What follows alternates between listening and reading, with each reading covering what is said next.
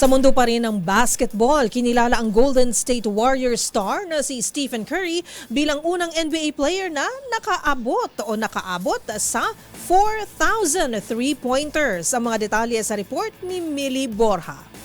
Gumawa ng kasaysayan ng Golden State Warriors star na si Stephen Curry bilang unang NBA player na nakaabot sa 4,000 3 points. Dahilan para mapagtibay nito ang kanyang status bilang pinakamahusay na long-range shooter sa kasaysayan ng basketball. Nakamit ni Curry ang milestone na ito sa kanilang laban kontra Sacramento Kings, kung saan kinailangan niyang makatira ng 2 3 points upang marating ang record.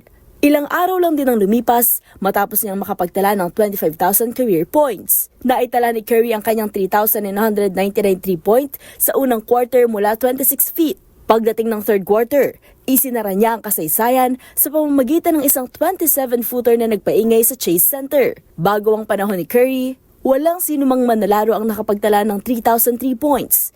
Si Reggie Miller ang may hawak ng all-time record noong 2005 na may 2,563 points. Nalampasan nito ni Ray Allen noong 2011 at nagretiro na may 2,973 threes. Noong 2021, tinalo ni Curry si Allen at nagtala ng 3,000 more, isang feat na tanging si James Harden pa lang ang nakapantay, na kasalukuyang may 3,127 threes. Plano ni Curry na maglaro pa ng mas matagal kung magiging maayos ang kanyang kondisyon. May kontrata ito sa Warriors hanggang 2026 to 2027, pero bukas siya sa pagpapatuloy ng kanyang karera kung kakayanin pa ng kanyang katawan. At siya ng mga latest updates sa mundo ng sports.